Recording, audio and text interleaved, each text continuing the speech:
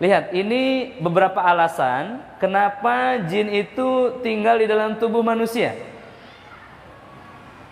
Ya, kenapa? Nah, hamba Allah yang muliakan, mungkin di dalam video-video Anda melihat kalau orang mengantuk itu ditiup-tiup oleh setan, ya, begitu. Setan tidak meniup dari luar, tetapi dari dalam hatinya. Artinya sudah positif setan ada di dalam dirinya.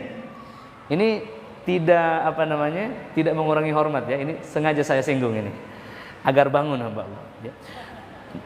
Materi sekarang, kenapa jin masuk ke dalam tubuh manusia? Bahkan ada jin yang mencintai manusia.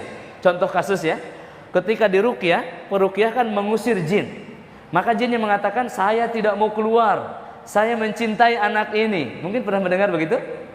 Nah, hamba Allah, atau mungkin di ruang ini ada yang kasusnya dicintai jin. Nah, kenapa ini jin mencintai manusia?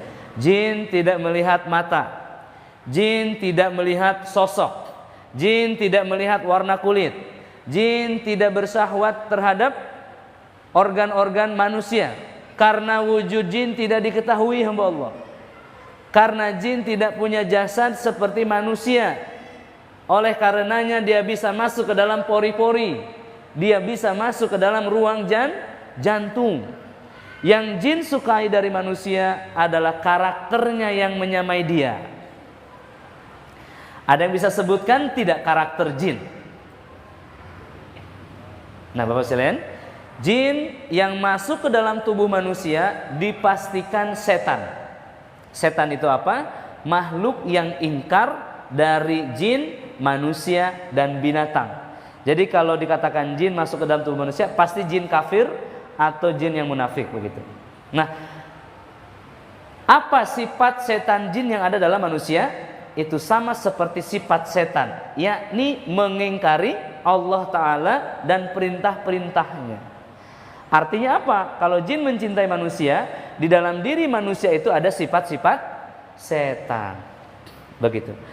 Ada sifat setan atau ada kerjasama, ya, antara dia dengan setan.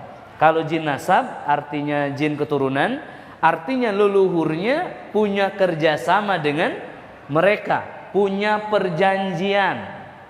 Kalau kita Jawa Barat, ya, mayoritas Sunda, di Sunda itu ada babi ngepet, ya, pernah dengar? Ada apa lagi tuh? Pesugihan kalau di Jawa, ya. Ada itu. Kalau di Sunda itu gugurunya. Dapat harta dari setan. Kalau dapat harta dari setan, maka manusia harus ngapain? Biasanya menumbalkan sesuatu. Nah, ini namanya perjanjian. Nanti hamba Allah ketika orangnya telah mati, maka jin ini akan menawarkan kepada anaknya. Menawarkan apa itu? Harta. Sebelum menawarkan harta, dia menawarkan kemampuan, bisa menerawang, bisa mengobati. Apa-apa yang dimiliki ayahnya dimiliki juga oleh anaknya. Ini disebut jin keturunan atau jin nasab. Pasti ada perjanjian. Begitu hamba Allah, ya. Baik. Kemudian selanjutnya hamba Allah menyatakan, ya, jin itu tidak akan langsung turun kepada satu anak kecuali dia memilih terlebih dahulu. Kira-kira kalau anaknya 7, yang dipilih yang mana? Yang mirip dengan ayahnya. Misalkan ayahnya temperamental, anaknya yang ketiga ini temperamental, maka dia masuk ke sana. Begitu, ya. Atau yang paling soleh di antara mereka. Kenapa? Setan senang menggoda orang soleh apa orang salah? Orang yang soleh. Karena orang yang salah adalah kawan-kawannya, begitu hamba Allah, ya. Jadi kalau misalkan ada seorang dukun punya 7 anak, yang diganggu adalah orang yang paling taat. Sedangkan yang tidak taat bagaimana? Ditemani. Ketika dia tobat baru diganggu. Oh, begitu. Kalau begitu Ustaz, orang beriman diganggu setan? Ya, correct, betul. Kapan orang tidak diganggu setan? Ketika dia mencapai level di atas iman, yakni muhsin, mukhlasin, mukhlis, telah ikhlas, telah jujur dengan keimanannya. Contoh orang yang jujur dengan keimanannya bagaimana? Dia taat baik di keramaian atau di kesendirian.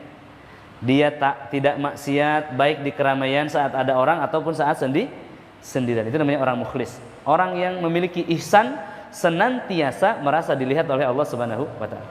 Baik hamba Allah, kita lanjutkan ya. Ini dia 50 ciri orang yang diganggu setan atau orang yang di dalam dirinya ada setan. Mohon diperhatikan, ini jangan lirik kiri kanan ya. Nah, ini untuk kita sendiri. Yang pertama, emosian. Ya, emosi itu penyakit apa?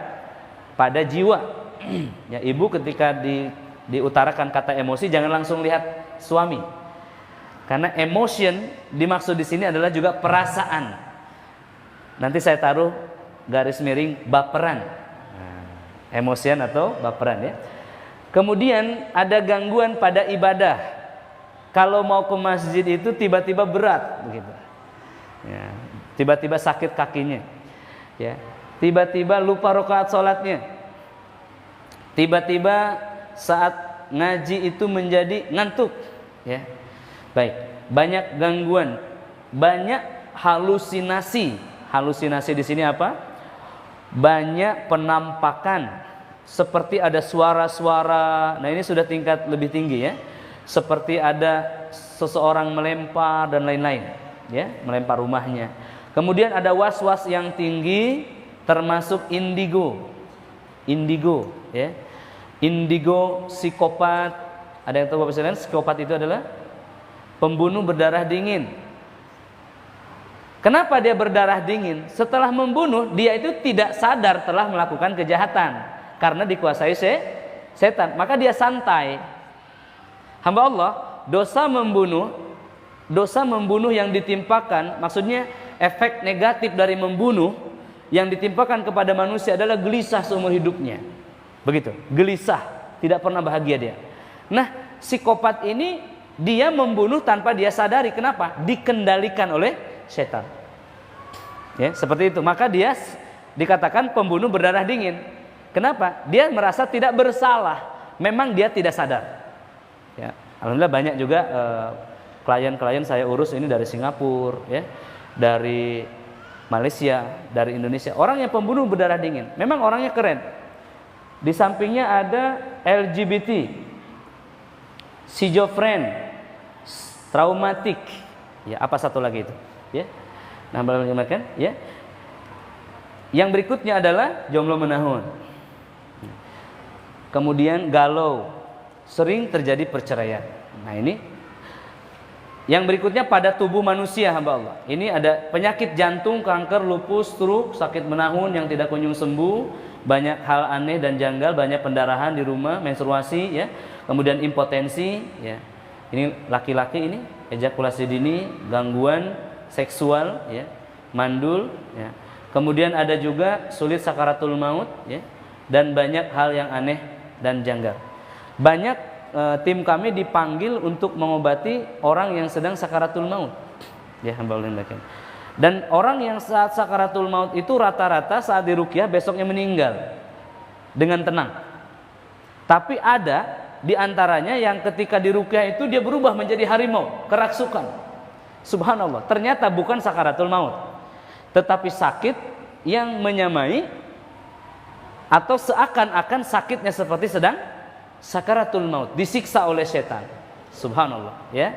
Hamba Allah yang ini ciri-ciri penyakit-penyakit. Kemudian ada penyakit pada malam hari atau gangguan yang terjadi pada malam hari. Banyak mimpi buruk, kemudian susah tidur, susah bangun, kemudian ada ditindih, ini sebelum tidur ya, merasa ditindih, dan juga ada satu poin di sana pemurtadan gaib. Ya, hamba Allah kan. Ya, di masjid ini ada juga Mu'alaf Center Indonesia ya. Mu'alaf Center Indonesia. Dari Ustadz Stephen Indra Wibowo dan Kohani berkantor di sini juga ya cabangnya, dan kita menemukan betul di masjid ini ya, di masjid ini banyak kita dapati orang yang murtad karena gangguan setan. Tidak sadar sudah murtad, tidak sadar sudah di gereja, hamba Allah ya. Ini mohon maaf tidak hanya Kristen tetapi juga Hindu dan Buddha yang kami temukan, juga Yahudi. Di Eropa kita pernah tangani juga pemurtadan kepada Kristen Yahudi. di Finlandia. Jadi banyak. Jadi kalau Anda tiba-tiba menjadi ragu kepada Allah, ragu pada kekuasaannya, saat sujud kok ada salib misalkan, ya, tiba-tiba anaknya kok berubah secepat kilat, ini hamba Allah bisa jadi disebabkan oleh pemurtadan yang dilakukan secara sihir, secara gaib, ya. Nah, ini dia hamba-hamba Allah yang maka ini diruqyah bisa sembuh total dan kembali kepada agama yang